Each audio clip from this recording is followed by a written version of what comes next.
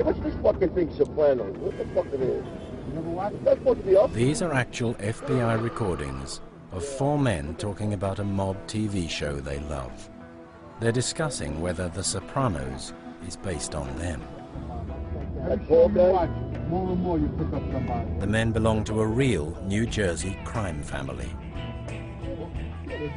called the DeCavalcante family. These recordings were later used in court to convict them of murder, racketeering, extortion, illegal gambling, bribery, organized crime. They would rather break your arm off and beat you to death with your own arm rather than make love to a woman. He stabbed the guy in the eye with a fork. Don't fucking move! Violence and intimidation is why they survived. Oh, shit! This is a true story of extreme violence, brutality, and fear. These guys aren't just like the Sopranos. These are the real Sopranos. And this is the intimate tale of their rise and fall.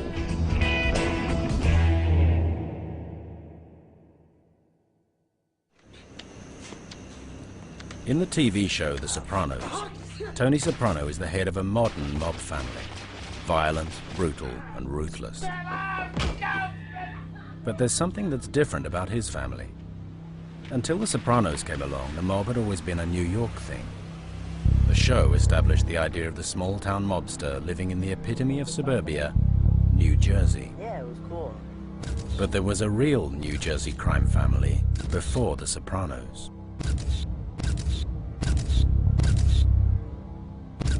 The DeCavalcante family were based on the wrong side of the Hudson River. They were the smallest and oldest mob family in America. They called themselves the Jersey Mob. The world now knows them as the real Sopranos.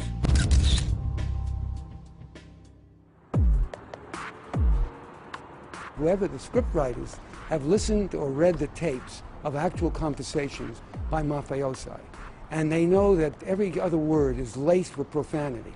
No fucking way. So in the mob vernacular, You piece of shit!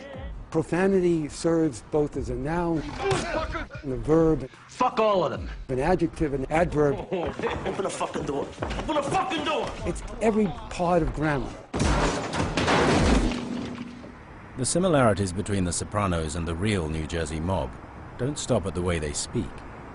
Both families hung out at a pork store, and the fictional Centani's is less than 200 yards from Sacco's, where the real mob could be found most mornings. You can walk around the corner. You can go to the real gangster pork store and then walk down the street and go to the TV pork store.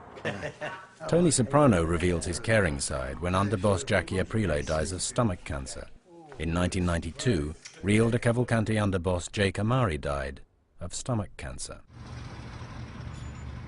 But in the real New Jersey crime family, there was one man who could claim the most unbelievable parallels with the fictional New Jersey crime family.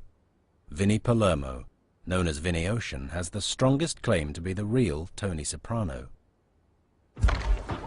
Tony Soprano owns a strip club, the Bada Bing. Vinnie Ocean owned Wiggles, a strip club in Queens.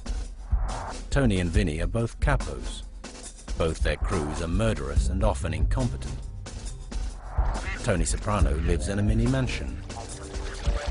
Vinnie Ocean lived in this mini mansion. Both Tony and Vinnie take over their family without officially becoming boss. And both of them have trouble spelled with a capital FBI. What's going on? What are you doing? The world of the real Tony Soprano, Vinnie Palermo, was just as brutal and sometimes funnier than fiction. All right, we'll go to plan B. I'll talk to you later. And the mob isn't a career you retire from. For both men, there's only 3 ways it can end. You either die, you go away, or you cooperate. There's really no other way out of it. The rise and fall of Vinnie Ocean began in 1989. The DeCavalcantes were what they had always been, the poor relations of the New York Mafia. If you listen to Bruce Springsteen, he'll tell you everything you need to know about New Jersey. New Jersey is the place you want to get out of, and you aspire to come to New York. It's the place next to power. It's the place next to money. It's the place next to celebrity. No one took them seriously. If you asked anybody who was in the 5 families in New York, I don't think they'd want to be a member of the Jersey mob. I actually know of some cases where, you know, guys couldn't get made in New York and had to, as a last resort, take Jersey. The New York families look at the New Jersey family as a pathetic stepchild. The New York families call them farmers, and they really hate that. They were a branch office of the American Mafia, and they didn't like it. But this was the family Vinnie Palermo was trying to get into. He started at the bottom. He got his nickname because he at one point was involved in selling fish at the Fulton Fish Market, so they came up with the brilliant nickname Vinnie Ocean. Vinnie wasn't just working the fish market, he was hustling, and he'd married into the mob, the daughter of the underboss of the real Soprano family. I think he was street smart and willing to do things that other people were not willing to do. He was also able to kind of see other people's weaknesses. He's a very corporate guy, basically. You know, he would have been a great CEO.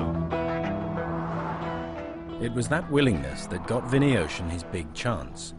It was time for him to make his bones. In 1989, John Gotti, the biggest boss in the New York Mafia, wanted the Jersey mob to do him a favor. This is very important for our family. It'll give us some credence, make us look good with the other 5 families.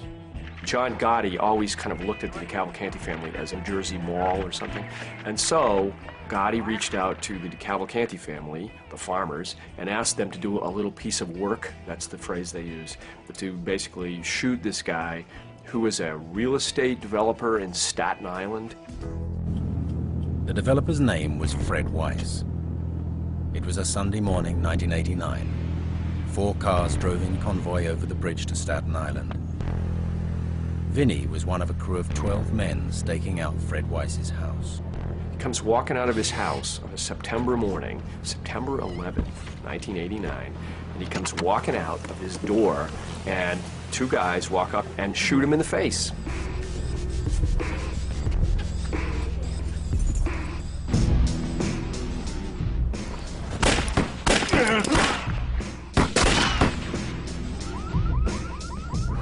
Vincent Palermo and James Gallo jumped back in the car. James said, go, go, go, so I pulled away, not too fast, not too slow. And that was a big deal because that was doing a favor for John Gotti. Therefore, Vinnie Palermo could do no wrong in the DeCavalcante family from then on. A few days later, Vinnie Ocean became a made man in the DeCavalcante family. When you were a member of the DeCavalcante family, you had no choice about being second banana or in second place to the New York families. But that was about to change.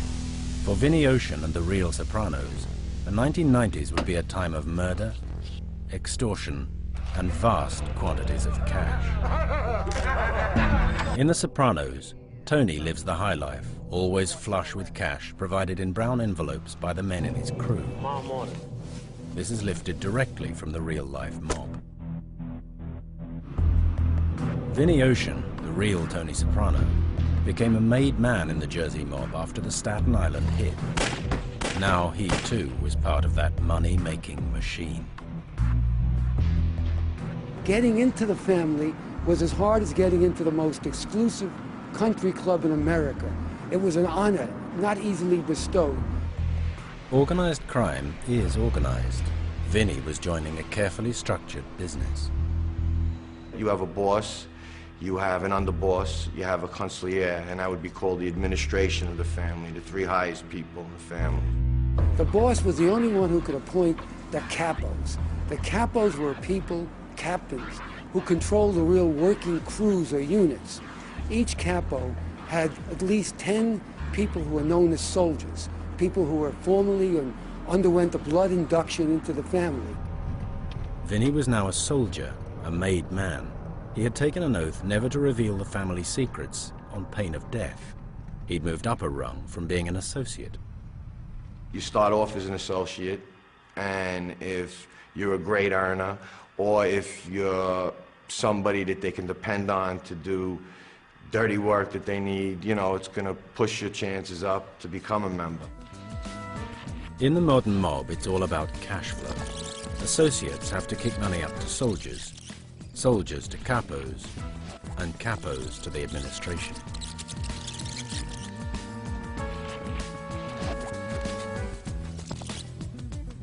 Vinny was given his own scams to run, his to make as much cash as he could from, as long as he kicked some of it upstairs. These were the classic mob schemes: money lending and illegal betting. As long as there's gambling and loan sharking, the Mafia will be alive and well. Frank Santasola spent 20 years as a cop infiltrating organized crime. He knows better than anyone else how mob scams work, because he's done them himself. This is the Park Hill section of Yonkers, South Yonkers. There used to be a club here, right here. I used to turn in work. This was a certain guy's club. Now, I don't know if it's still in operation, but I also used to buy homemade wine in the basement. Frank was working as a numbers runner, the bottom of the mob hierarchy. Most of Vinny Ocean's crew ran some sort of gambling operation. It's changed, you know, it's not what it used to be. The numbers was the unofficial mob lottery. People would bet on what 3 numbers would come up as the total gambled at the Brooklyn racecourse. Different outfits have different payouts. Like the outfit I worked for, they were paying 550 to 1. People love to gamble. Now, you didn't have to twist their arms. Everybody gambles. Anyone who knows anything about gambling in America would prefer to wager with the mob. They give you the best odds. There's no taxes. A lot of guys who gamble end up borrowing money, and if they can't go to the bank and say, I want to gamble $450,000, so what you do is you go to Vinny, and they say, yeah, no problem, I'll give you this money, okay, no problem, and then you gamble it, and what happens? You lose. Just like Tony Soprano, Vinny Ocean put money out on the street at jaw-clenchingly high rates of interest. You run from me, you fucking cocksucker? Where's my fucking money? Say you borrowed $500, so, you know, it's like if I borrowed 5, I'd have to pay 8 back. So could you imagine if I borrowed 5 and I could not pay the principal back, and I'd have to come up with $300 a week to give you every week? I'll give you a fucking bone, you prick! Where's my fucking money? The Sopranos portrays a world where violence is the simple solution to every problem. That's just as true of the real mob. For most of the 20th century, the mob was an invisible government and presence in the New York metropolitan area, including New Jersey and Connecticut and Long Island. And they were into everything. The DeCavalcantes controlled one of the important laborers' unions in the construction industry. They were involved in drug dealing. They extorted stores, auto crimes, medical fraud, insurance fraud, bank burglaries, murder, assaults. You name it, if there was money in it, they found a way to turn it into something. The alleged members of the Colombo crime family were indicted for loan sharking, labor corruption, extortion... The 90s was a good time for the Jersey mob. The FBI had hit the New York families hard, taking them down one by one in a series of huge cases. But the real Sopranos continued to fly under the radar. They live basically 2 lives. They have their little suburban scene going on with wives and kids, and then they also have their social club thing going on where everybody's hanging out and paying no attention to their family and scheming and making money and gambling and having a good time with their girlfriends. And of all the members of the DeCavalcante family, Vinny Ocean was having the best time of all. He was living upper middle class, Long Island existence with a wife, 2 kids who go to private school, and they would go to Disney World once a year. Vinny had a unique money-making enterprise, a main supply of clean cash. Wiggles. Yes, just like Tony, the real Sopranos owned a strip club. It's an all-nude club. We're not serving alcohol and girls dancing nude on stage. Thursday, Fridays, and Saturdays, that's where the big crowd is. And girls dance nude on stage, so that's the best thing you can see. And Wiggles was his wonderful source of what he called legitimate money. It was a perfect place. It was a cash business. Wiggles was meant to be Vinny's source of legitimate cash, but all it brought him was problems with the law. The new mayor of New York, also an Italian-American, wanted to clean up the city, and he wanted to start right here on Queens Boulevard. Rudy Giuliani decided that it was a really bad idea to have strip clubs in neighborhoods. So they had come up with a law that would essentially eliminate any strip club that was within 500 feet of schools and churches. He had a lot of problems because they were trying to close down the nude bars. He was just incensed about it. Didn't they have better things to do with their time? The strip clubs claimed they were just enjoying their constitutional rights to freedom of speech. The city came up with a rule called 60-40. 60-40 is a strange rule. If more than 60% of your business is a strip club, then you're a strip club and you can't exist within 500 feet of a church.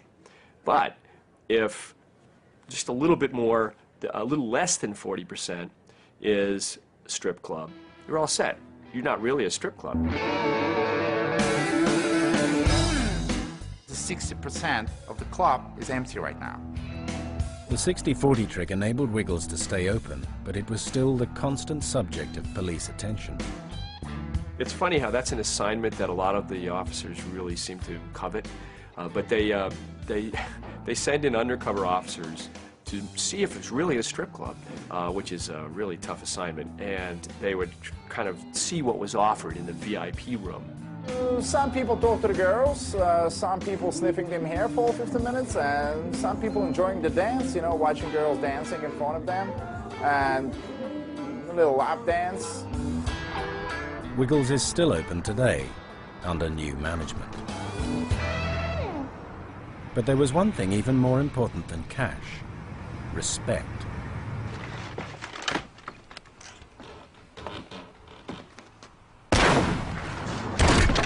On TV, Tony Soprano was prepared to kill his oldest friend over a matter of respect. It was even more true for the real Sopranos, a mob family with a collective inferiority complex, terrified that New York didn't give them the respect they deserved. They cultivate an image of cool guys. That's how they recruit. It's not, you know, I mean, can you imagine that you'd be able to walk around a neighborhood in Brooklyn and say, hey, let's all become heroin dealers? That doesn't really work, even though they're heroin dealers.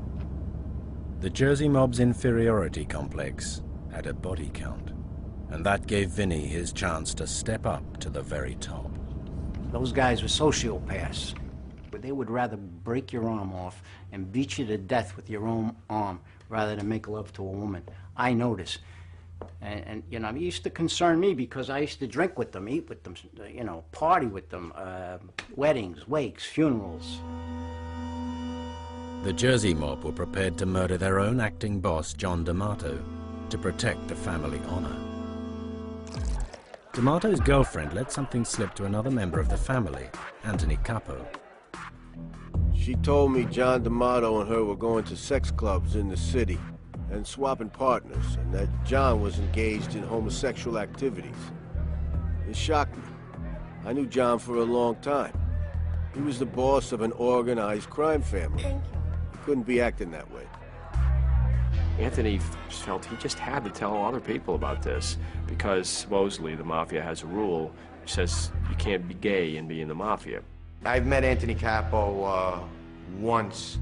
He came down from his house in a bathrobe and looked like he was snorting his brains out all night. That's the impression I got of him, is just a coked up guy.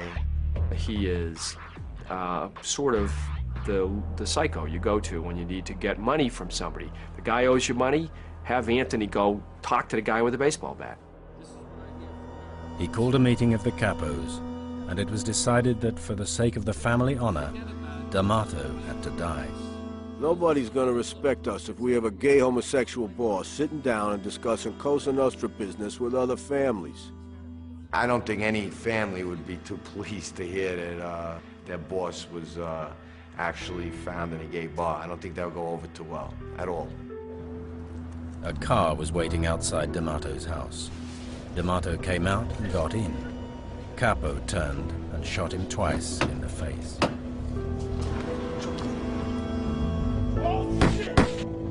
They shot him in the back of a car and drove him to a garage and rolled him up in a rug and sent him upstate. Word gets back in 2 seconds. You know, a guy like that gets killed, you know, you're gonna find out about it real quick. And the rumors are gonna fly on who you think that is. As with most mob hits, they got away with it. Most of them are pretty clean job. You probably know exactly who did it, but in order to prove a murder case, you know, you need evidence, corroboration. With D'Amato dead, the family decided not to appoint a new boss. Instead, they appointed 3 capos to run the family. One of these men was Vinny Ocean. Vinny had reached the top of the mob. He was a rich man. But the icing on the cake for the real Sopranos was yet to come. It was 1998 and a new TV show hit the screens. The story of a New Jersey crime family. The Sopranos. Perfect. Thank you. It was the biggest audience and critical hit of the year. Above all, when The Sopranos hit the screen, it put the New Jersey mob on the map. The Sopranos made the DeCavalcantes famous. Nobody knew about them before. So the Sopranos, in effect, were a terrific public relations boost for the DeCavalcantes and gave them some kind of aura of pride, something they never had before. The real Jersey mob would take a break from extorting construction sites to watch The Sopranos do the same thing. And they loved it. It kind of gave them this almost romantic aura. They're TV stars. That's the way they act about the thing. They talk about it as if, of course they make a TV show about us. So you know this day we're good, huh? A lot of these guys are barely making a living, and when they see something like this on TV, they feel much better about themselves. I think that they were thoroughly entertained by it. It's like anything else. They felt the thrill of being not imitated, but portrayed. Tony Soprano and the Bada Bing might look like they were based on Vinny Ocean and Wiggles, but the creators of the TV show insisted they hadn't copied the real Jersey mob. In fact, they did a PR job on them. The Sopranos made the real mob seem more successful than they were. The Sopranos is good entertainment, but it's terrible history. It's lousy facts. Anyone in the mob who lived the lifestyle of Tony Soprano wouldn't last one day. He begins his day by walking out of his mini mansion in his bathrobe. He walks down to pick up his newspaper. He's totally exposed. If anyone wanted to hit him or whack him, they could.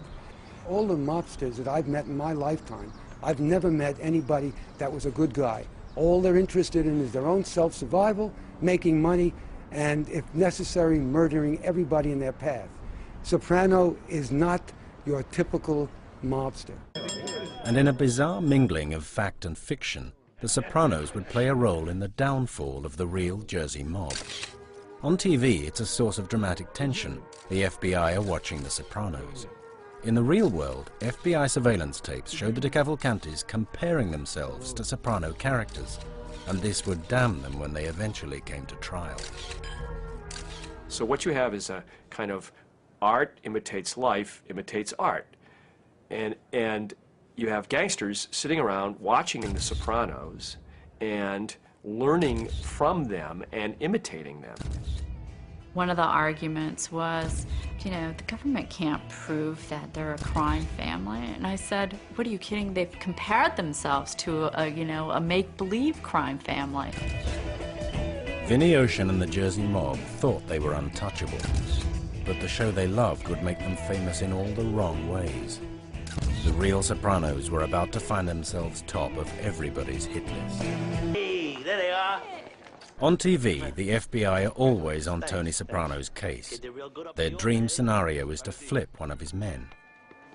Big Pussy is a central figure in Tony's tightly knit crew, but with a drugs charge hanging over him, there's nothing else he can do. He agrees to wear a wire.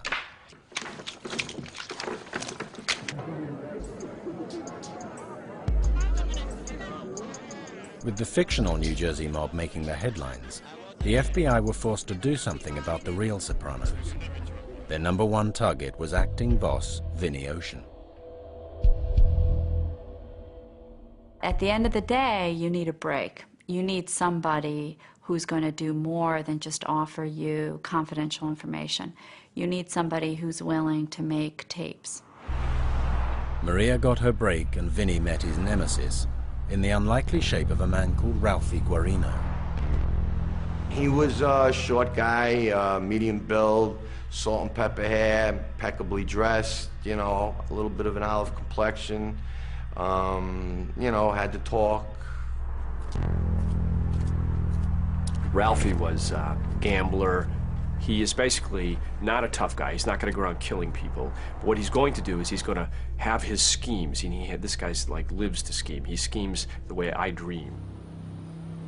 Ralphie's big scam was a delivery of cash coming to the World Trade Center on the 13th of January 1998. The security van with the money arrived in the underground car park at 11 a.m. 2 guards put bags of money on a trolley and took the lift to the 11th floor.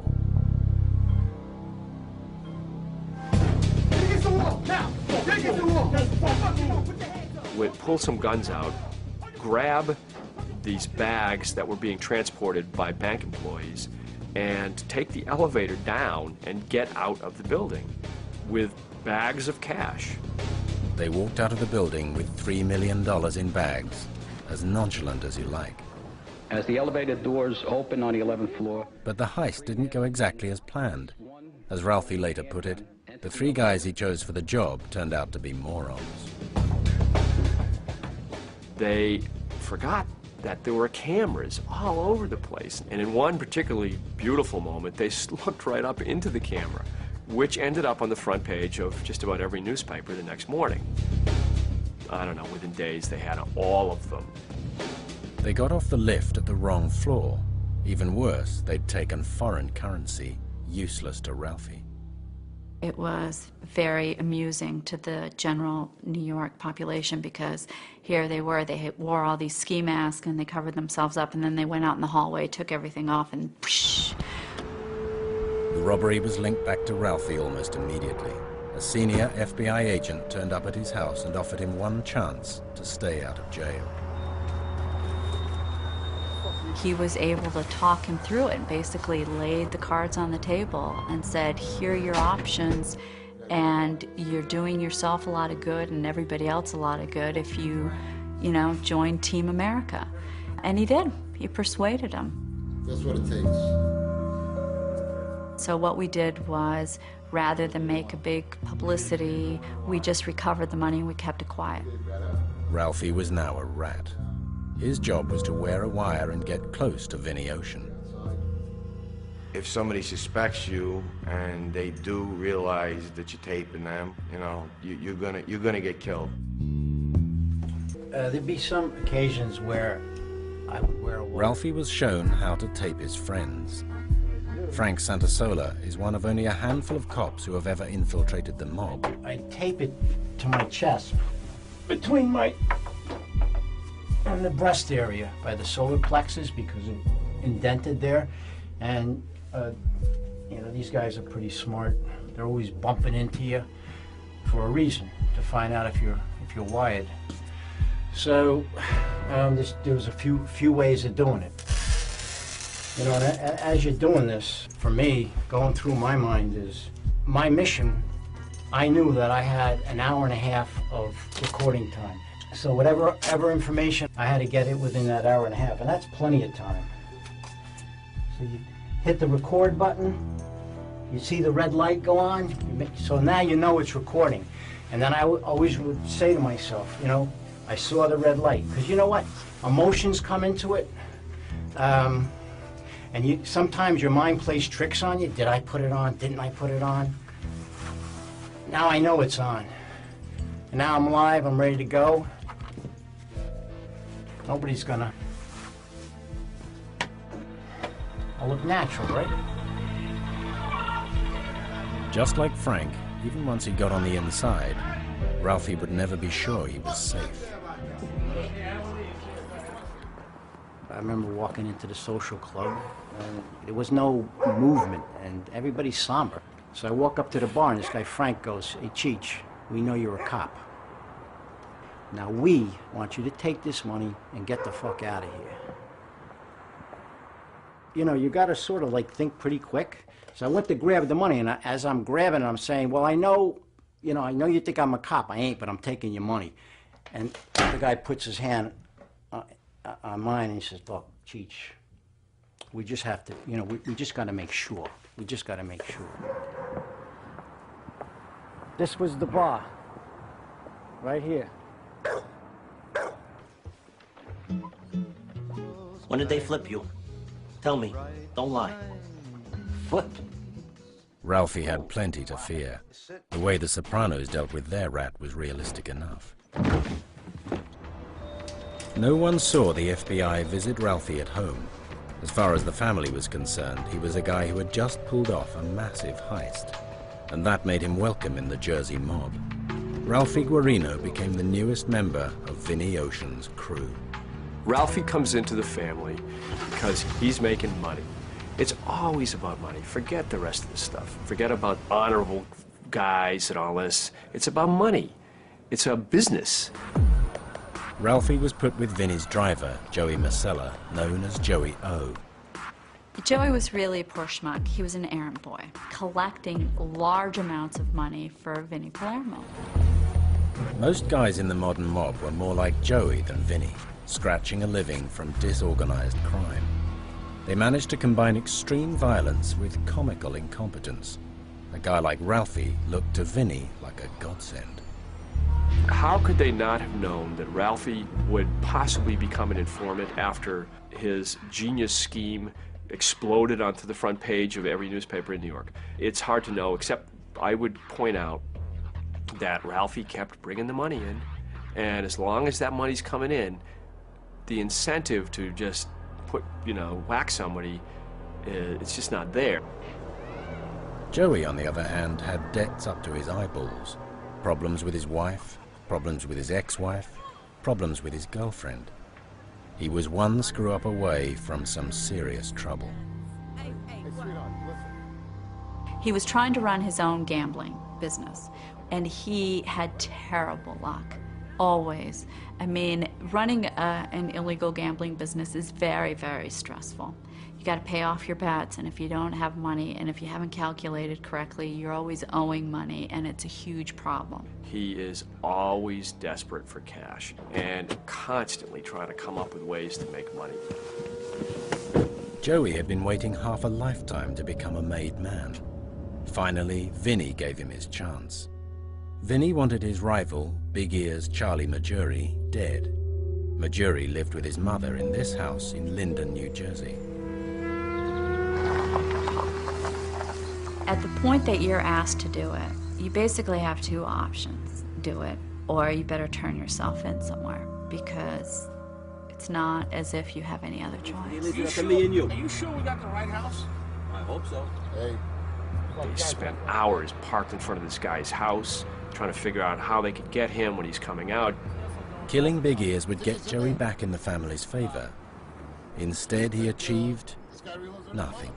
The guys he was with didn't really seem to have much of a plan. It was pretty much go up to the door. If he answers it, we'll shoot him sort of thing. Who gives a shit if he lives with the mother or not? I'm just worried about the guy Let's across get the it done. street. The cop's gonna come, then what?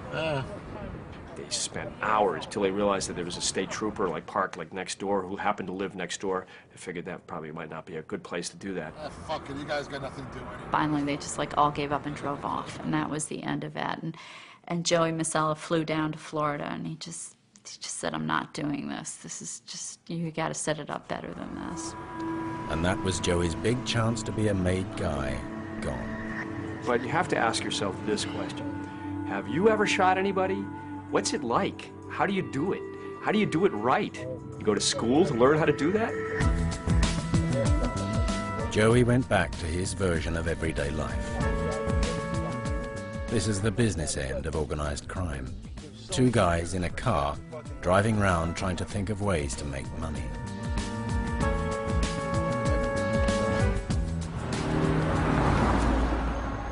Ralphie had to keep Joey thinking he was another guy looking out for a scam. The FBI would create scenarios for him, plant jewelry or other valuables for him to pretend to steal. You pretend you have stolen property. What you do is when you do make recoveries of stolen property, you use it to set it up, and you offer to sell it. All the time, Ralphie was pumping Joey for information. What he and his handlers were getting was a picture of criminal incompetence. One of the things that happens with FBI tapes is they're supposed to turn a tape recorder off when people start talking about personal stuff. They don't. They leave it on all the time. Most of the talking is really boring because it's mostly, how are we going to make money? Who's making money? Well, how can we get a piece of that? So far, no one suspected Ralphie wasn't what he seemed, least of all his boss, Vinny Ocean. It was Joey who was getting himself into deeper and deeper trouble. The Jersey mob could come over like the Keystone Cops, but these clowns packed real guns. I can't imagine what it would be like to get up every single morning thinking that some psychotic guy I owe $450,000 to could be parked outside my door. Hold on a minute. I'll call you back. He owed lots of money to people, and he owed money to people that were in other families. And whenever there's an issue about that, then the person that they're going to go to with their beef is your boss. Fuck out of here. Vinny had had enough. He told Joey he should have him killed. Fucking done with you. It's probably not the best idea to kill somebody who owes you money. Because probably, if you don't kill them, they'll pay you something, so you'll at least have some money coming in. In his case, I think he became kind of an embarrassment.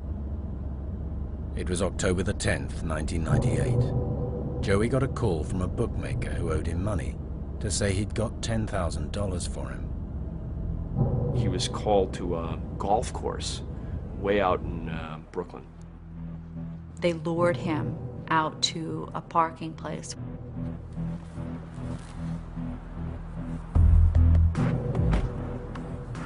And somebody just pulled up and blew him away.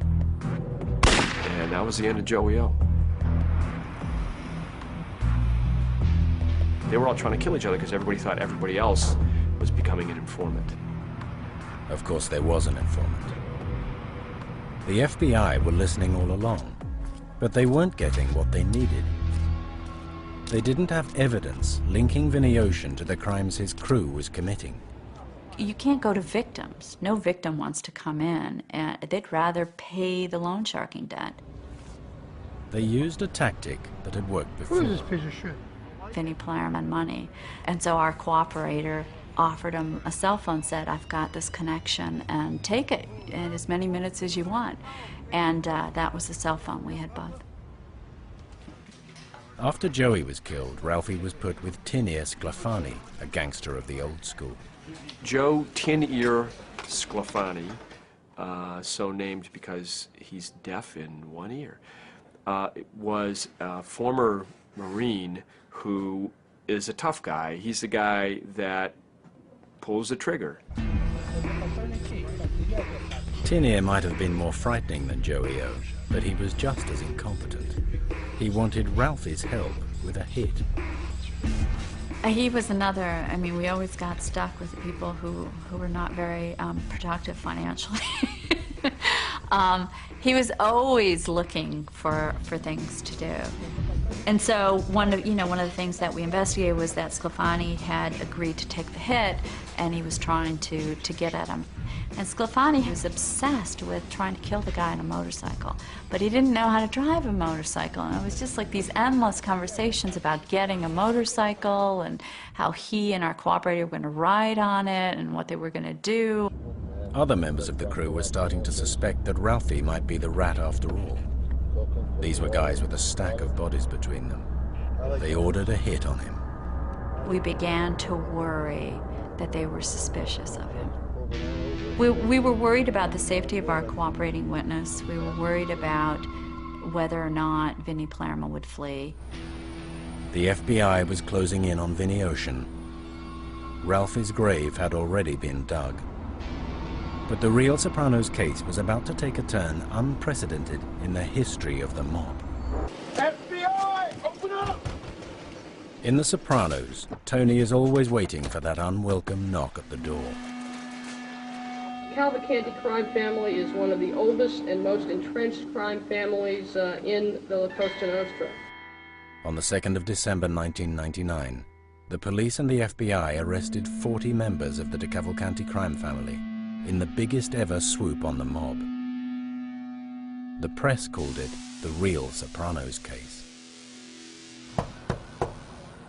Vinnie Ocean, the real Tony Soprano, first thought about flight. On the day of the arrest, Vinnie Palermo was found under circumstances that would indicate he was leaving home. The day that we were supposed to take down the first case, I think 6 or 7 of the top defendants weren't home.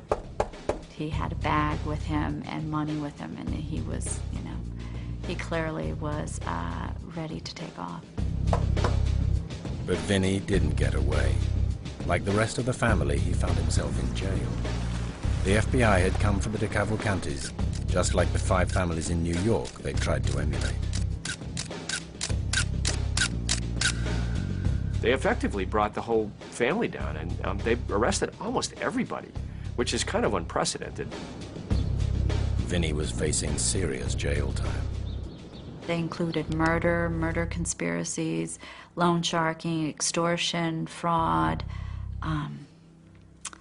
the interstate transportation of stolen property, all manner of charges. It was a very strong case, and there were very strong charges. When you're facing that, the stronger the charges, the more difficult it is to roll the dice. Vinnie Ocean was on the ruling committee of a mob family. He was meant to be a man of honor, to go down and do his time. But Vinnie Ocean wasn't entirely happy with that option. For somebody like Vinnie Palermo, who led a nice life and who had a business that he enjoyed and liked the legitimacy of being a business guy, and it's a very hard thing to then settle into prison for life. Vinnie's lawyer did a deal with the prosecutors. Vincent, Vinnie Ocean, Palermo agreed to cooperate. He flipped. And once Vinnie had flipped, the floodgates were open. You couldn't put the number of informants that came out of that case on a school bus. You couldn't fit them. There were so many of them. They were rushing to get in there. Everybody was trying to get their deal as fast as possible. A few old-timers like Tony Sclafani chose to do their time, but something fundamental had changed in the mob. Don't forget, years ago, guys went into that life because they really had nothing else. If they went to jail, sometimes it was almost an improvement.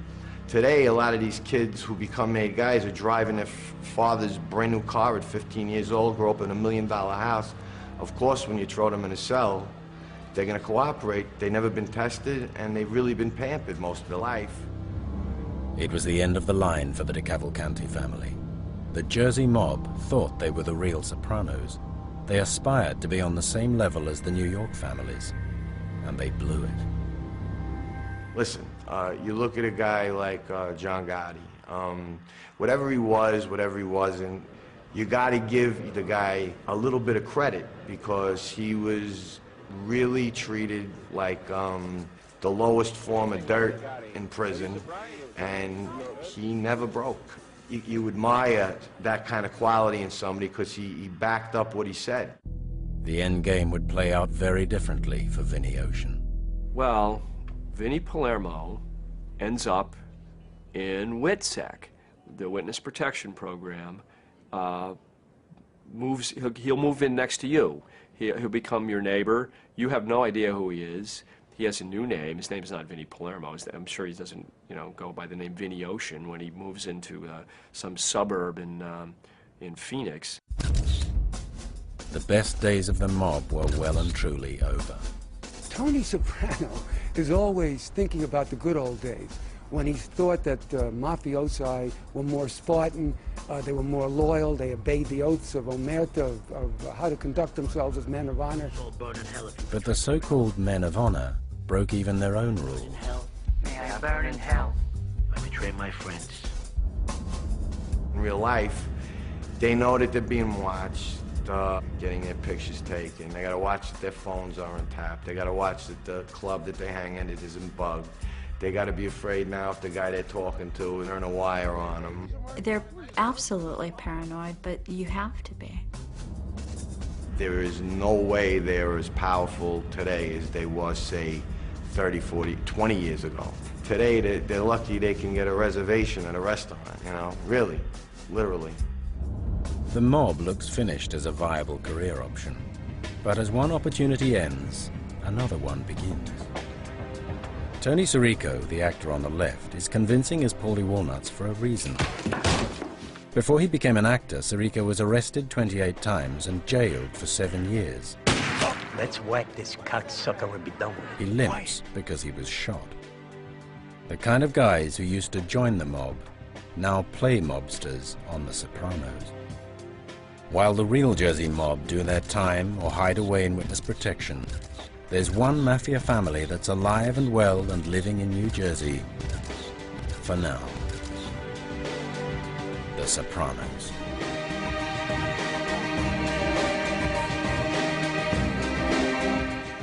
Just tell me what I'm supposed to do. You have to be honest with yourself. I know this is a powerful urge, but if you can't keep it in your pants, you have to stay away from her.